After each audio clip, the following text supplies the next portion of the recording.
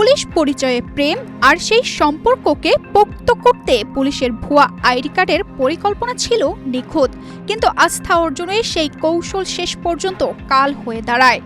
ID বানাতে হাতে নাতে ধরা পড়েন পুলিশের অফিসার পরিচয়ধারী যুবক। আটক যুবকের নাম মুস্তাফিজুর রহমান। তিনি দিনাজপুর জেলার নবাবগঞ্জ উপজেলার দুমাইল গ্রামের মোখলেস রহমানের ছেলে। মঙ্গলবার রংপুর প্রেস ক্লাব এলাকায় একটি প্রিন্টিং প্রেস থেকে তাকে আটক করে পুলিশ।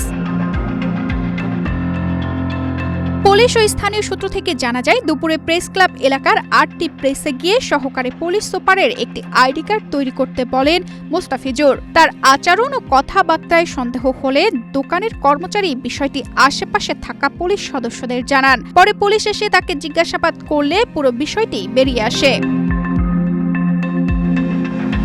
জিজ্ঞাসাবাদে মুস্তাফিজুর জানান, তিনি পেশায় রাজমিস্ত্রি হলেও প্রেমিকার কাছে নিজেকে এএসপি বলে পরিচয় দিতেন।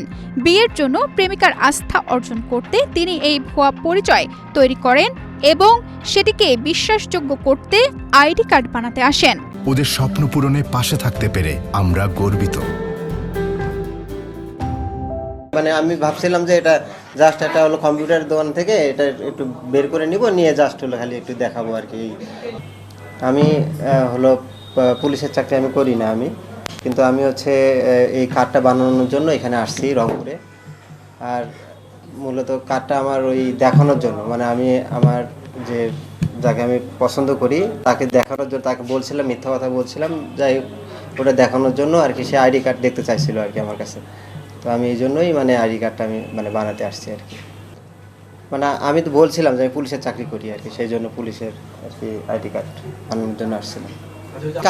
এই কার্ডটা হচ্ছে আমি এখান থেকে মানে ই করছি আর কি, বানাই। কাজ হলো আমি মানে রাজমিস্ত্রি কাজ করি, মানে আপাতত মানে রাজমিস্ত্রি কাজ করি, তারপর বিভিন্ন রকমের কাজ টাজ করে আমার নিজের খরচটা আমি নিজে চালাই আর কি।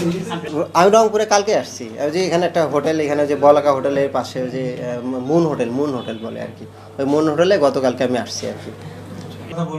না, টাকা নেই, হয়তো বা দেখা গেল যে হয়তো ফ্ল্যাক্সি লোড বা হচ্ছে এই ধরনের আর কি টাকা পয়সা, হ্যাঁ ফ্ল্যাক্সি লোড বা মোবাইল এমবি বা এই ধরনের। এছাড়া আমিও দিছি, মানে ওই রকম তাদের কাছ থেকে কোনো টাকা পয়সা নেইনি। এ বিষয়ে কোতোয়ালি থানার ভারপ্রাপ্ত কর্মকর্তা শাহজাহান আলী বলেন, ঘটনার পর মুস্তাফিজুরের পরিবারের সঙ্গে যোগাযোগ করা হয়েছে। তারা জানিয়েছেন তার মানসিক সমস্যা রয়েছে। বিষয়টি যাচাই করে ঊর্ধ্বতন কর্মকর্তাদের সঙ্গে আলোচনা করে পরবর্তী আইনগত ব্যবস্থা নেওয়া হবে। তানজিদা রহমান, ইনায়া, বাংলাদেশ প্রতিদিন।